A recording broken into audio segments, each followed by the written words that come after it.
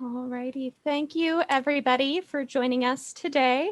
My name is Nor Saraki. I'd like to welcome you back to the final installment in our Shoreline Symposium. This event is brought to you in partnership between the BCK CISMA, headed by Fallon, myself with the Southwest by Southwest Corner CISMA, and also with the Stewardship Network. We've been really lucky to bring all of these partners together in order to really be able to help folks better understand our inland lakes and how we can work together to protect those really special areas.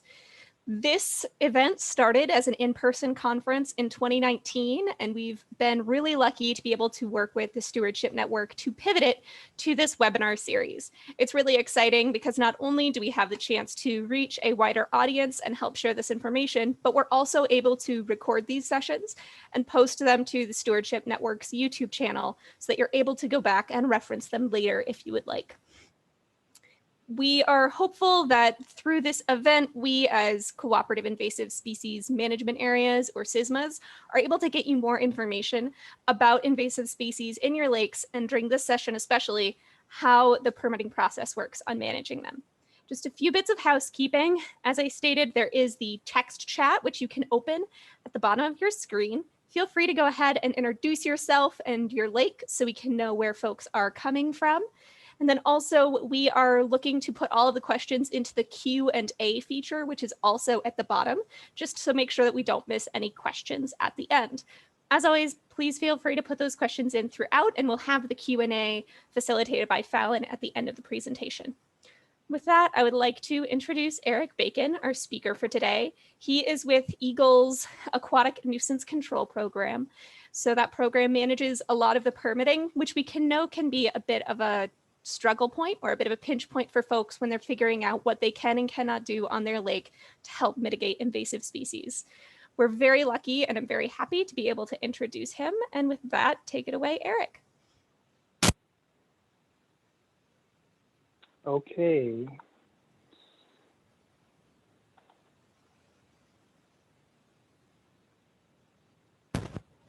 How do things look at this point? Yep, I can see your screen just fine. Okay.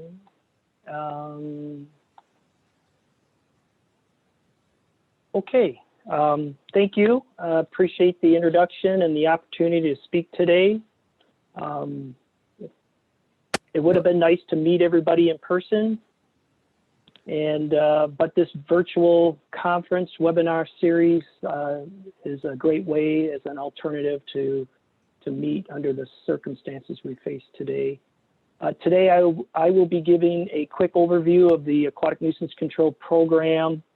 I will give details on the application and permits, then discuss how management of native species can be promoted under an ANC permit, and finally, plenty of time for questions at the end. This presentation takes about 20 minutes, so there'll be at least 20 minutes available to go over any questions in detail. Really quick, Eric, we're seeing the yes. whole PowerPoint screen, not the presentation mode. Oh, I'm sorry. No worries. I'm gonna,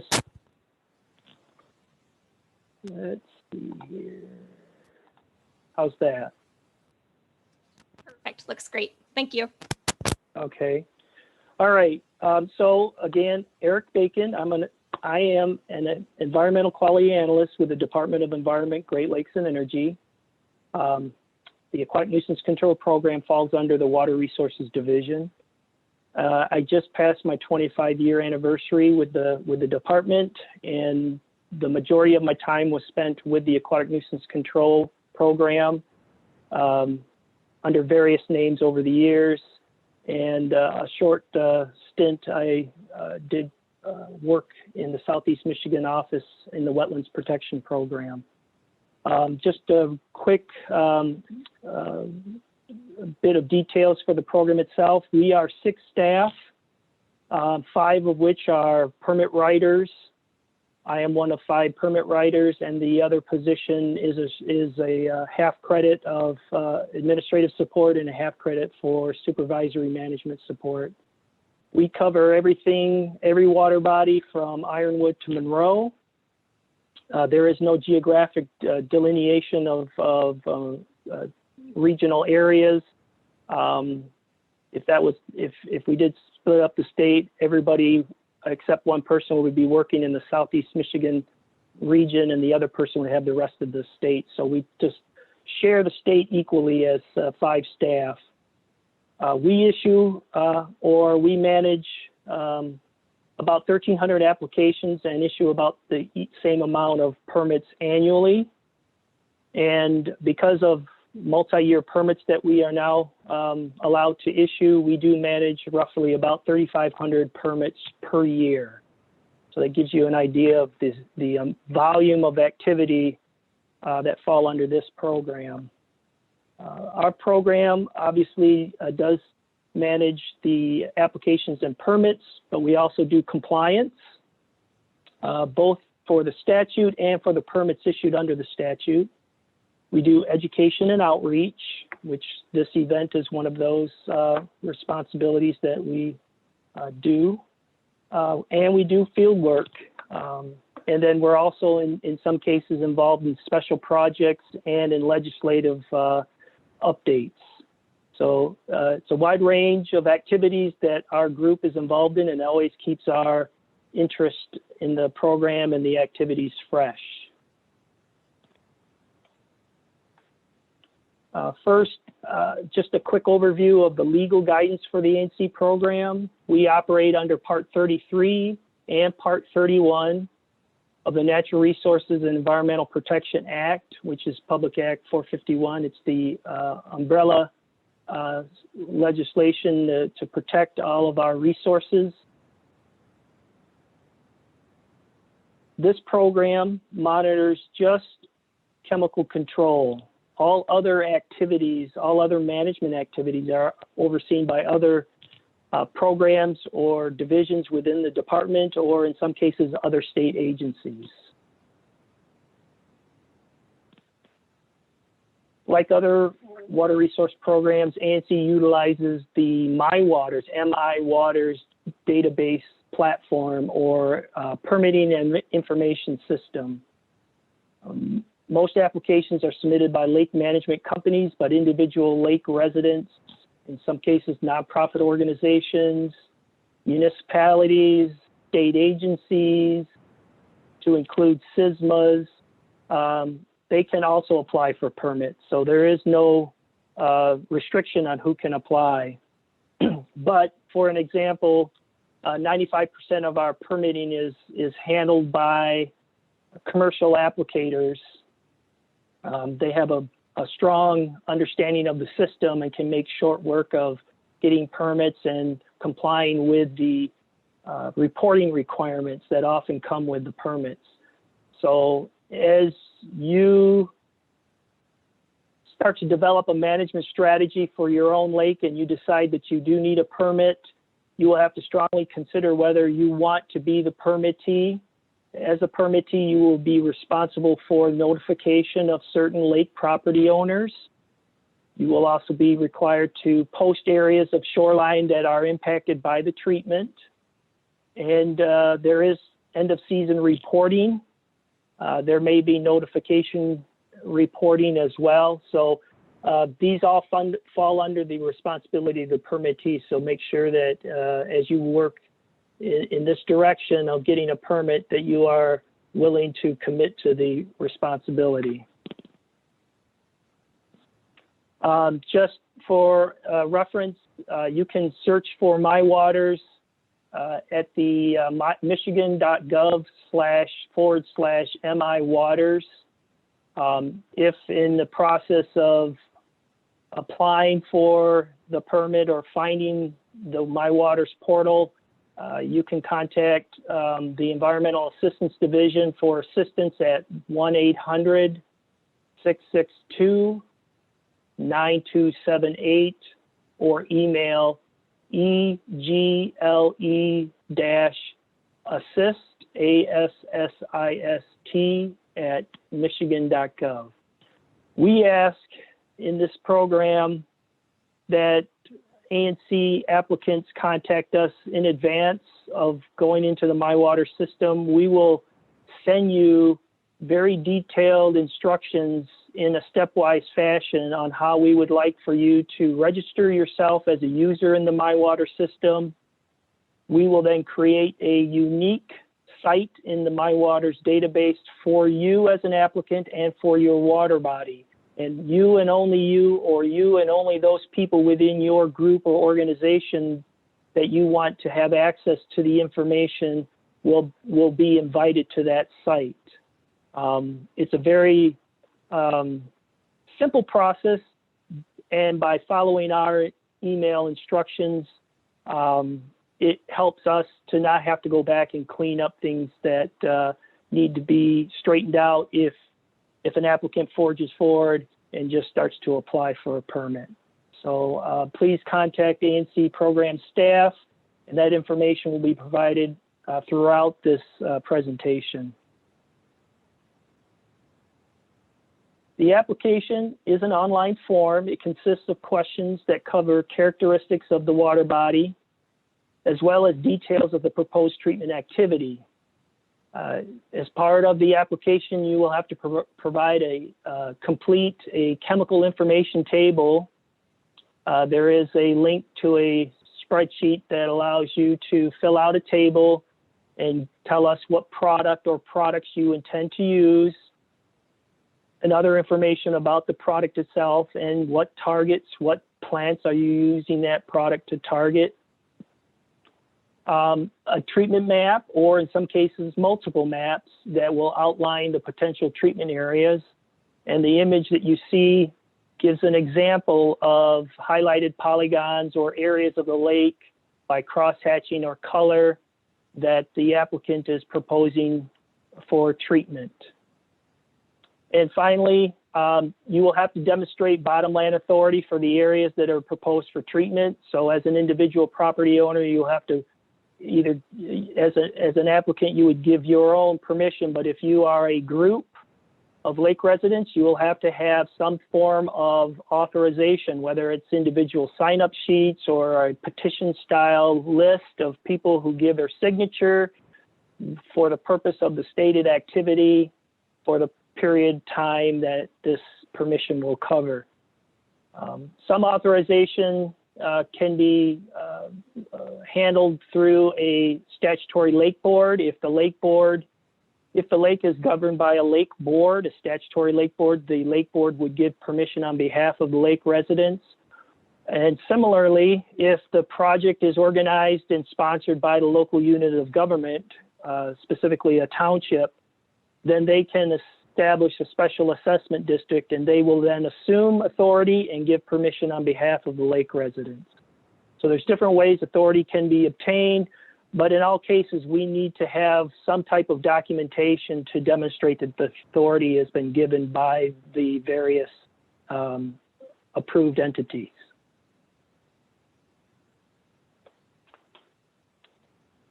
During the review process, ANC staff will consider a variety of what we find are critical resource and public health and safety issues. And so some of the things that we will look at in the application is, what are your target species? Are they non-native? Are they invasive? Versus are they native vegetation? What are the proposed chemicals, rates of application, timing of treatment, et cetera, and the treatment areas. We will also again, look for bottomland authority. We will examine local drinking water supply sources. Some communities, some lakes fall on a water body that the water is used for drinking water supply. Luckily in Michigan, there's very few of those locations, with the exception of the Great Lakes, where the lakeshore communities draw water in from the Great Lakes. We look for outlet flow structure, outlet flow or outlet structure information. We will take into account if the water body is designated as a trout lake or the outlet stream is a trout stream. Wetlands, are wetlands present and potentially targeted? Are conservation easements present within the area of impact? Are protected species like threatened and endangered species potentially impacted by the proposed activity? And are other agencies interested in this particular site, water body, or this type of project? So these things are, and many others are considered in our review process, and it's quite lengthy. If ANC staff determine that a permit can be issued, the lake will receive either a standard or an individual permit.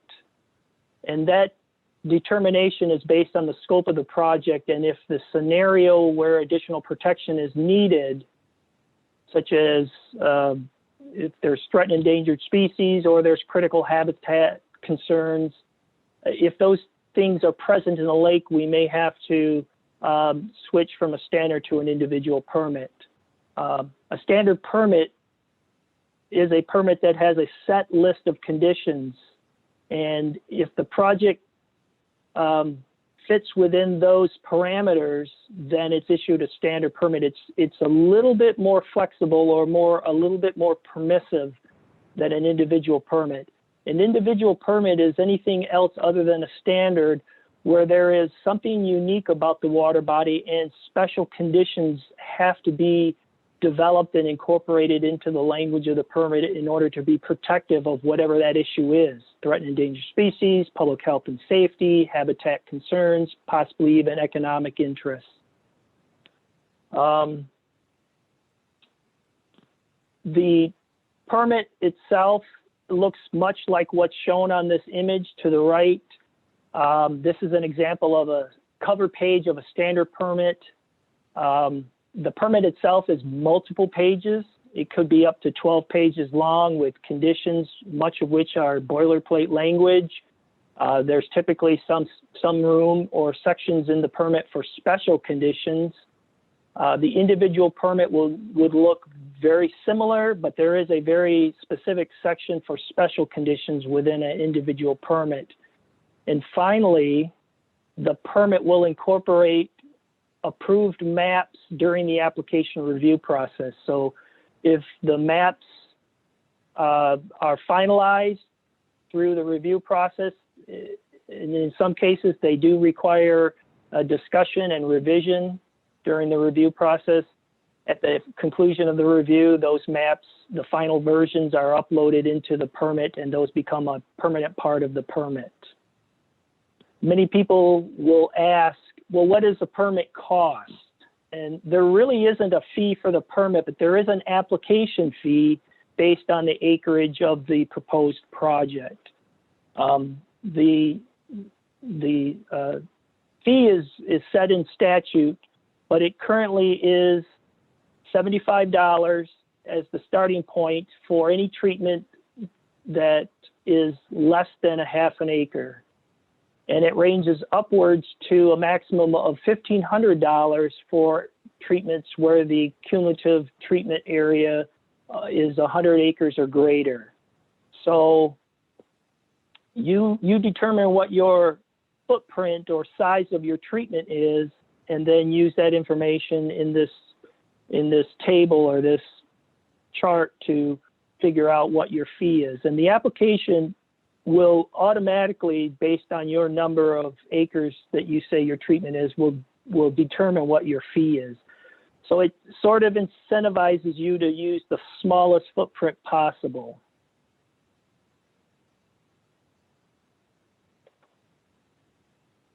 The ANC program has also developed a general permit for treatment of non-native invasive emergent and floating leaf species.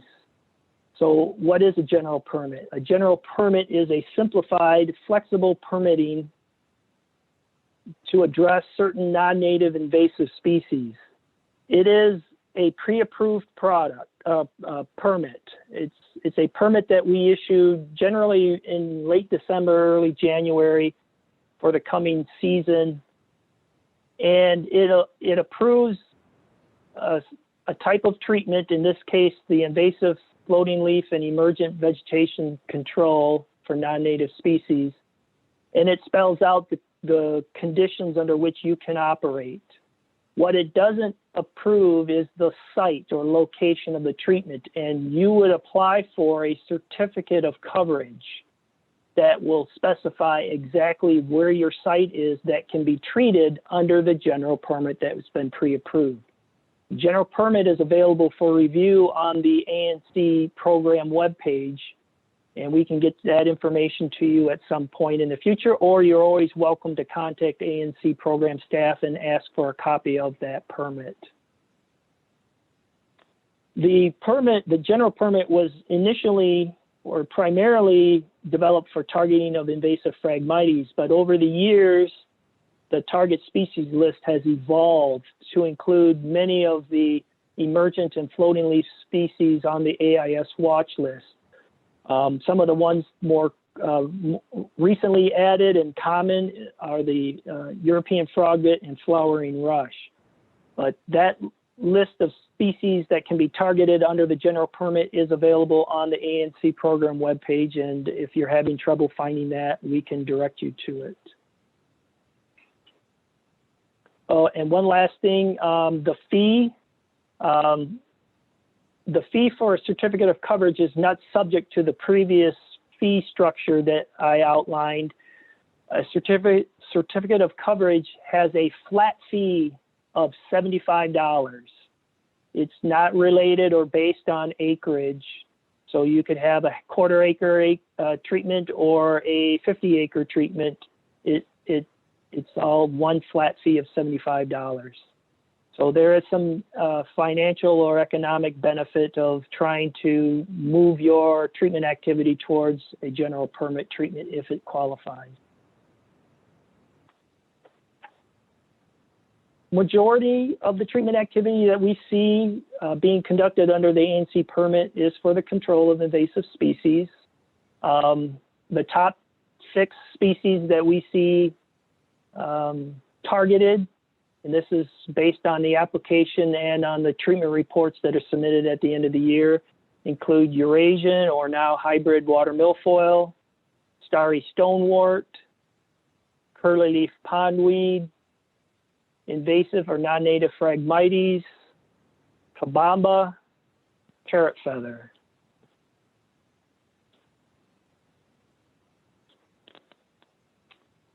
There are a variety of strategies that an applicant or a committee that's charged with managing the lake on how they would develop tactics or strategies for addressing the nuisance or invasive conditions.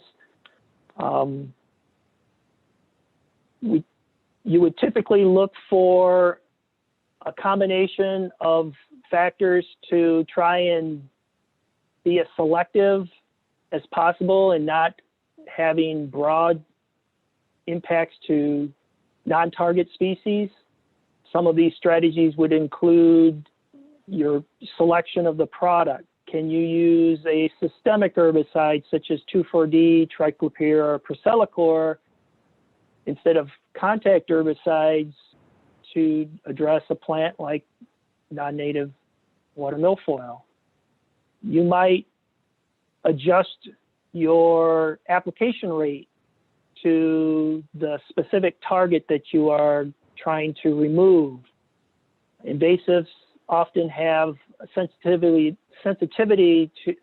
to a product at lower application rates. So you would try to dial it down so that the native species might have an opportunity to continue to grow without negative impacts.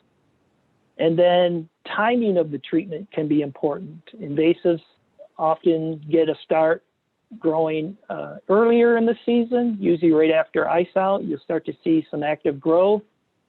And you will then wait for the optimum time to treat based on plant growth and get that product in. Again, product selection and application rates at the optimum time, and hopefully before many of the native species are really starting to get started on their growth. This will all help to try and promote a native plant species, which we'll discuss here in just a moment in further details. The ANC program does have or has developed permit limits in order to protect native species. I'll read these verbatim because it's very important that you get the information exact. Our standard allowance for residentially developed parcel are that native species, submerged species, and algae are limited to 100 feet of frontage, or your 100 feet of shoreline, linear length of shoreline, out 100 feet from shore or to the 5-foot depth contour, whichever is closer. So just envision this box, this 100-foot by 100-foot box, or 100-foot by out to the 5-foot depth contour if the lake drops off quickly. That is your standard allowance area for submerged native plant control and algae control. Emergent vegetation has a smaller footprint. Emergent and floating leaf vegetation, this would be cattails, arrowleaf, rushes, lilies, water shield, etc. These are limited to a 40-foot by 40-foot swim area or boat docking area. And if necessary, we will allow up to a 20-foot wide boat lane to extend out from that 40-foot by 40-foot area to allow for navigation to reach open water. So that 40 feet by 40 feet would fall within the 100 feet by 100 feet or 100 feet by 5-foot depth contour if you're treating for both submerged and floating leaf emergent vegetation. And finally, the undeveloped shorelines of the lake and areas offshore, and offshore I mean those beyond 100 feet from shore or beyond the 5-foot depth contour, they are limited to non-native species only. This all is intended to help be protective of the native species and define where only non-native species can be targeted. Now, this is our standard allowance, and this is what you will see offered in the standard permit. If for some reason there is a need to treat beyond more than the 100 feet by 100 feet that I've outlined here, or the 40 feet by 40 feet for the emergent floating leaf species, we might then issue an individual permit with very specific limiting conditions that might allow more than what's provided in the standard allowance, but that's the exception, not the rule, and it's on a case-by-case basis. And as an applicant, you will have to state your case and justify it based on need and documentation of that need. So lake residents are encouraged to follow best management practices when targeting invasive and nuisance aquatic plants. Maintaining a diverse native community helps to ward off the invasive species. You know, having a healthy community makes it tougher for invasives to move in. So denuding a large area of the lake of all plants opens the door or creates the opportunity for invasive species to get in much easier. So keep your footprint small. Try to maintain a healthy, diverse native plant community in order to help keep the invasives from moving in. Treatment of non-natives should be as selective as possible. And again, going back to the previous slide about using selective herbicides, adjusting rates of application, and using the timing of your treatments to help protect the native species. But sometimes it's not practical to remove every single invasive plant. So you may have to adjust to the idea that invasive species might be part of a mixed assemblage. It's as long as the non-native species doesn't take off rapidly. And so it does take monitoring by somebody, an active monitoring program by somebody on the lake or by a professional to track the change of the community over time. And if the non-native species are starting to really take off and expand and dominate an area, then that is when you might need to switch your strategy and focus on removing that non-native. And then what method or strategies would you use to do that? you should seek these best management practices through a variety of sources, and your CISMA might be a good source to start with. Another source is to hire qualified professionals. There are consultants and commercial applicators that have a great deal of background in this area. I know there is a distrust in some people to the commercial applicator industry, but many of them have advanced degrees in aquatic ecology, fisheries, etc. So they understand what can be done and what should be done under various circumstances. But if you need assistance in trying to find a qualified professional, you're running into roadblocks or you can't find a good starting point, contact A&C program staff, and we maintain a list of qualified consultants that we know through our A&C permitting, as well as a list of qualified commercial applicators who we know through our A&C permitting. We do not endorse their services, but it's a good starting point for you to find somebody who is qualified. And beyond just issuing permits, A&C program staff do go out and conduct field work to monitor management projects. We go out to investigate or look for invasive species. We also handle a number of other lake management issues. Many of our sites are determined by concerns brought to us from riparian property owners. They may come to us based on our permitting or compliance issues that come up during the course of our application review or handling complaints that come in to us over the phone or email. We may do a vegetation survey to establish a baseline of aquatic plant community. If it's a lake that has never had treatment in the past and maybe is starting to move in that direction, we may go out and do a survey so we can kind of see where the lake is and then compare it to where the lake is later after management activity has been implemented. We also go out and do exotic species watch type activities. We do cooperate with other programs within EGLE to try and share resources and share the burden. We do get concerns brought to us by our DNR fisheries partners. In many cases, they are interested in many of the sites where treatment activity is proposed and permitted, and maybe some issues come up and they want us to come out and take a look at those.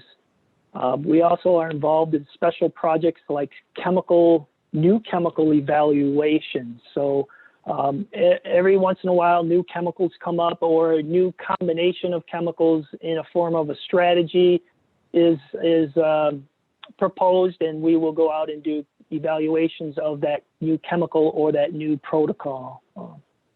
In some cases, we have been involved in other program-related activities. For example, recently we've been cooperating and helping on the diver-assisted suction harvest evaluations. We do about 20 sites per year, 20 field sites,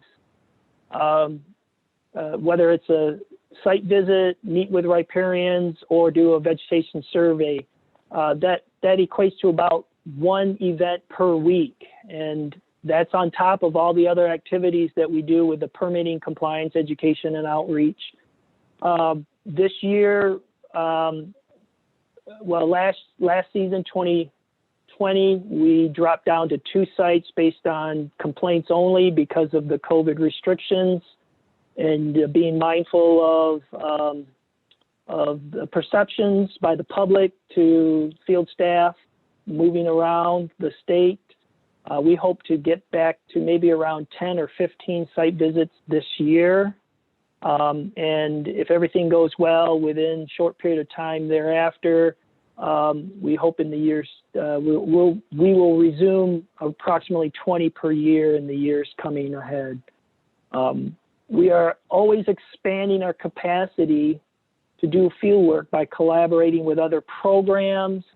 We're working with other groups within DNR or within EGLE, but we're also looking for opportunities outside of EGLE, such as the DNR. And we're also looking for new technologies. So now there's a rapid deployment of drone technology, and we're looking at how can that be possibly implemented in our activity, whether it's aerial drones or now there's submersible drones.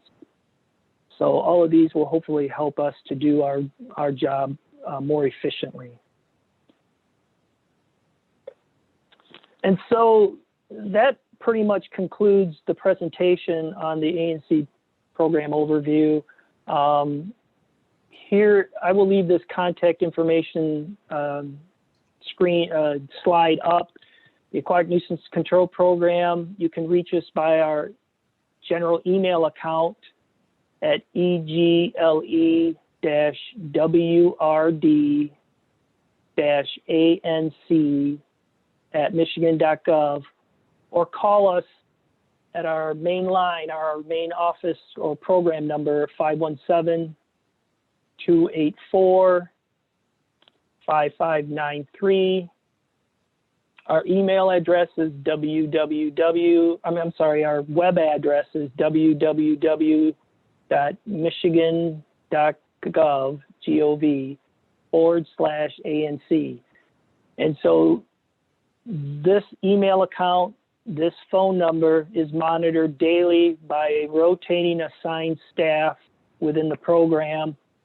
And so it's the most efficient way for you to get a question to us and for us to respond to your questions without having to create a lot of stop and restart of workflow during the day by other staff. So we encourage you to visit our website, email us, give us a phone call if you have any questions.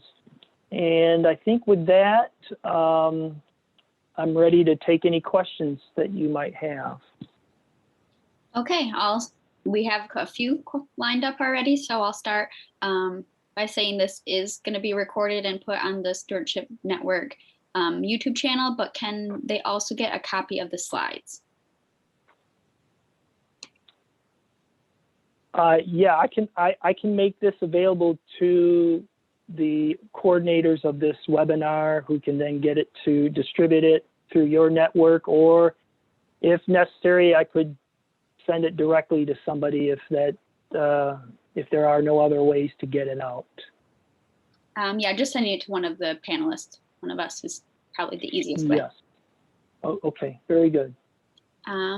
Is a general permit ANC certificate of control needed for treatment in a detention or retention basin?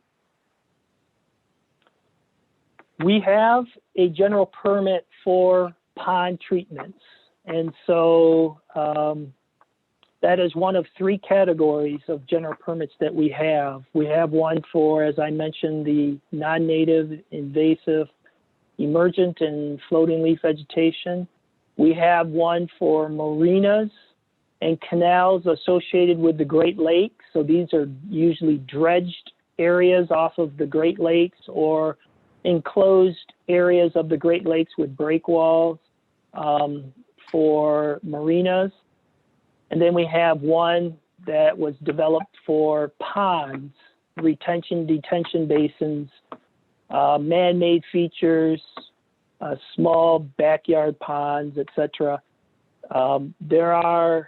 There is a list of sites that have been pre-approved for the pond general permit. So your water body must fall on that list in order for you to qualify. What that typically does is it requires you to apply for a permit initially. We will look at the pond, we will look at all the characteristics, and if we feel that it meets the criteria for inclusion to the list of approved sites under the general permit for ponds, we will then add that water body's name to the list, and then future applications can come in and apply for a certificate of coverage instead of a permit. And the same applies for the fee. It's a flat fee of $75. So it doesn't matter if the pond is 5 acres or half an acre, it would be the same fee. I hope that answers the question. If there's any more questions that relate to that, the audience can either visit the website and look for the general permit for ponds, contact ANC staff. We can answer any questions you might have. Okay. Can you recommend any tools to generate maps for treatment reporting and tracking? Good question. You know, a lot of the professionals use some of these GIS type platforms, but we've seen lake residents and association membership use just some online tools, common tools like Google Earth, Google Maps, Bing Maps, and a lot of times with editing tools that you can get for your computer, you can snag or snip an image from the map source. Sometimes there's editing or drawing tools that you can then draw boxes and highlight or label them as your treatment area, etc. So there's a number of different things that you can look to use. If all else fails and you have nothing other than a piece of paper or a printed map and a marker, you can, you know, draw your treatment area on a paper map, scan it, and then convert it to a PDF, and then that can be uploaded into your application as the map, treatment map. We don't recommend it greatly, but we've had some people take a photograph of their map and then use that image as an upload to their application to develop or generate a treatment map that way. So there's different ways we can do this. We just can't accept mail-in maps any longer because we're not allowed to manage or access, you know, create, I guess is a better word, create your application for you. So if you sent me something, I couldn't upload it in there into the system for you. You have to do it yourself. Okay. I think you might have gotten into this a little bit, but are permits required for small non-navigatable waters? Sorry. Navigable waters. Yeah. The statute reads that all waters are waters of the state, and any any foreign substance, any foreign chemical introduced to the water is regulated under Part 33. So yes, even non-navigable waters requires a permit. If there's any question about, do you need a permit? Does your site qualify for permits or for one of the categories under general permits? Anything like that, you know, contact ANC program staff. We would be glad to go over your situation, your scenario, and explain if a permit is needed. If so, what permit do you need? And that usually happens on a daily basis for us. We do get emails almost daily about a question about permitting, just like this question. So I hope that answers the question. If you need more details or want to go over your scenario, please give us a call or email us. Can you describe the application and permitting process for laminar flow aeration? Okay, so I cannot because that is an activity outside of chemical control, and as I stated in the presentation, all other activities are handled by other branches of this department or other state agencies. My limited knowledge of this is that the laminar flow system, the placement of the equipment does require a permit through the Inland Lakes Protection Program, Inland Lakes and Streams Protection. because you are occupying the bottom of the lake, and so there is a disruption or an impact. And so what we would recommend is that you contact the program staff for the Inland Lakes and Streams Protection. You can always search EGLE's website for the district office of the region that covers your county. And then once you have the district office, you can then request to speak to somebody that is directly involved in inland lakes protection. They typically are the same staff that do the wetlands protection as well. But that's our recommendation. And if ANC staff can provide an assist for you, you're welcome to call us, and then we can help try to identify the correct staff person and guide you to that particular person. Okay, and then a related question, who regulates DASH permits? DASH permits, similarly, the Inland Lakes and Streams Protection staff, they look at that, they look at that proposed activity, and they are doing some evaluation on that technique. So, you know, we would recommend, again, contacting district office for the region or the county that you are located, and find the correct staff for that county, or again, ANC staff can provide an assist on that. Okay, what's the background story for sudden appearance of permit restrictions related to eastern pond mussel? A few years back, ANC program learned that we weren't properly screening during our review process for mussels. We assumed that our process was covering the presence of protected mussels, protected species in a broad sense, in a proper way. But we realized that for some reason we weren't actually screening properly for mussels.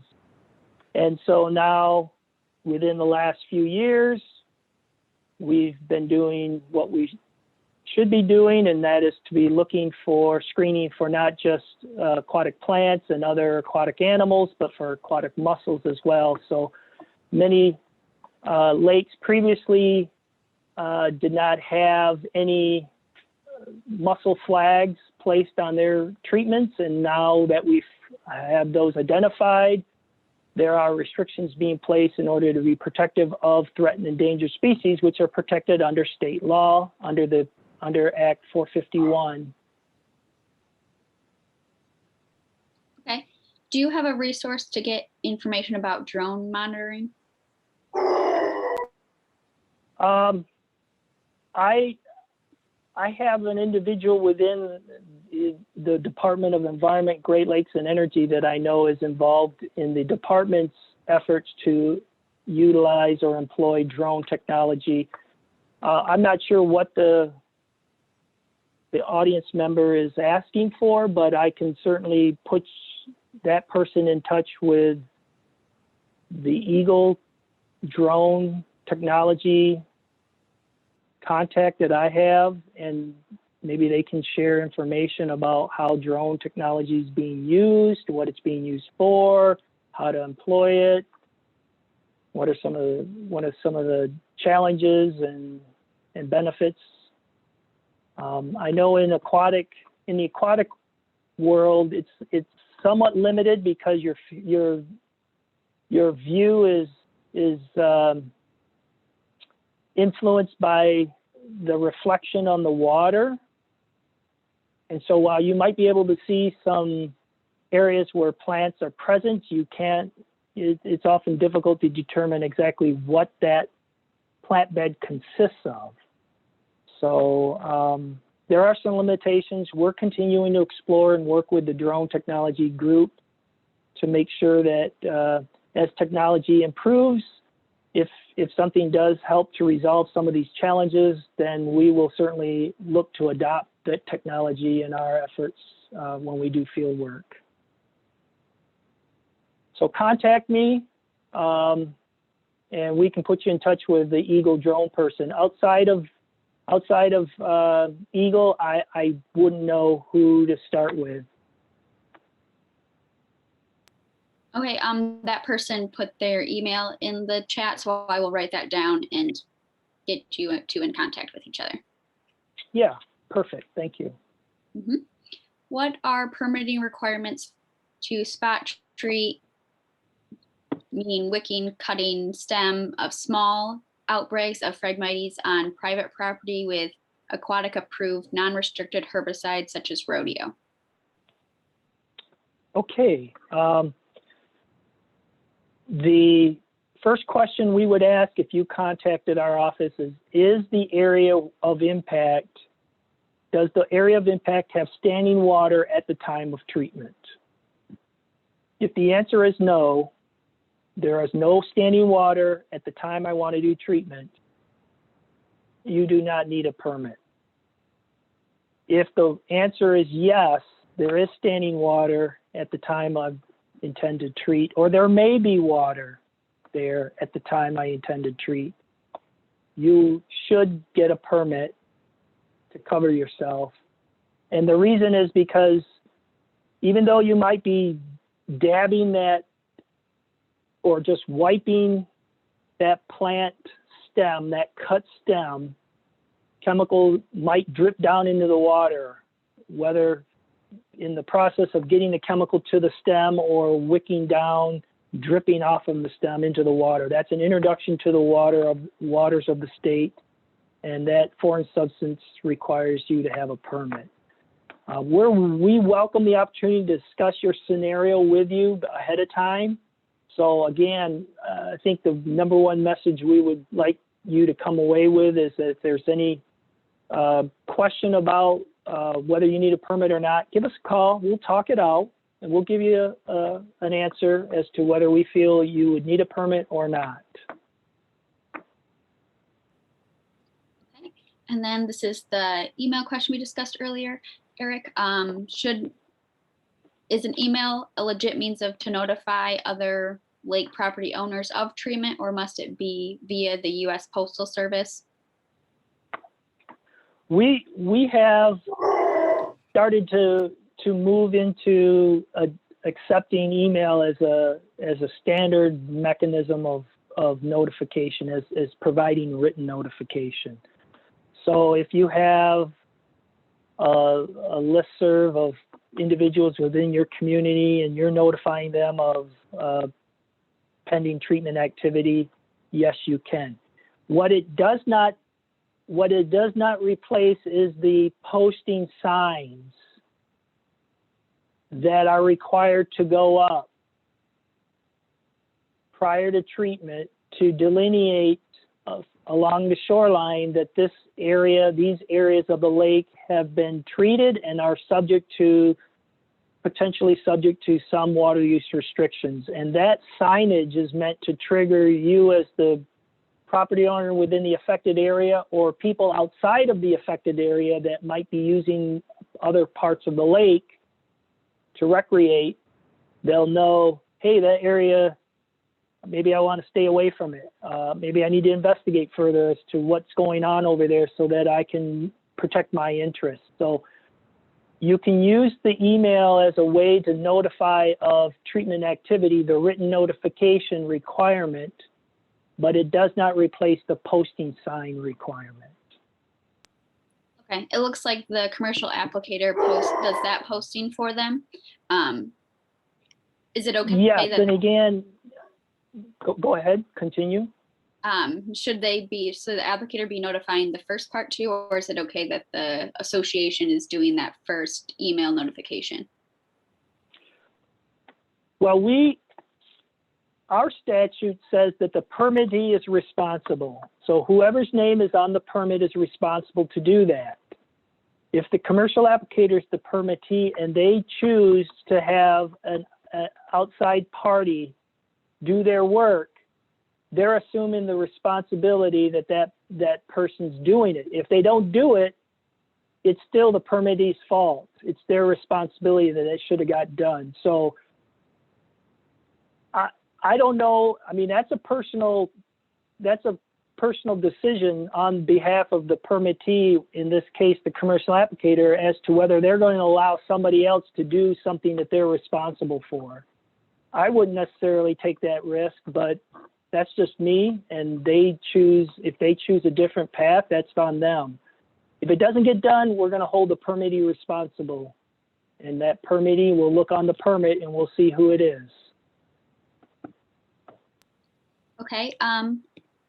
If the lake crosses township lines, is there additional information needed for that, for the permitting part? No, not really. The only thing that would be different for a lake that crosses county or township lines is that if the authority to treat is at the township or local government level, which would be the township, and they intended to treat both sides of the county or the township line, they would need authority from both townships. Or if one township gave approval, but the other side was more individual landowner permissions, we would need that set of permissions separate, but it would be with the application, but you would have the township for one and then the individual permissions for the other. We would recommend, in the case where a lake crosses multiple townships or multiple counties, to develop a statutory lake board. The statutory lake board would then have a member of each of those government entities as a member on their board. And then when they meet to discuss management strategy, management issues, they would all have a vote in the process. And then it wouldn't have any, the fact that has all these different borders and county lines, township lines, doesn't matter, because everybody's sitting at the same table when they talk about and approve the plan. Okay, it looks like we got through all the questions that were up. So with only 2 minutes left, I'll turn it over to Nora and she can do a little outro. Absolutely. Thanks, everyone. Yeah, thank you so much. Thank you, Fallon, for hosting the Q&A. And thank you so much, Eric, for all of your time and your expertise in helping us better understand this process. I want to thank everyone as well, all of our attendees, for joining us in this series and helping us kind of test out this new format as we move a lot of our outreach and some of our educational opportunities online. It has been a learning experience, and I really appreciate you guys sticking with us. And then also thank you to Rob and the Stewardship Network for really making this possible from a technological standpoint and supporting us in that. With that, I want to remind everyone that all 4 of these webinars are available as recordings on the Stewardship Network's YouTube channel. So if you ever want to go back and reference these, or if you want to share it with a friend on the link or someone who may have questions, please do feel free to reference that. We'll hopefully be able to get this presentation added soon as well. As always, please feel free to reach out to Fallon or I with any questions. We're happy to help, or to direct you to your own CISMA for how they could assist on your lake. Have a great afternoon, and I hope you enjoyed this series.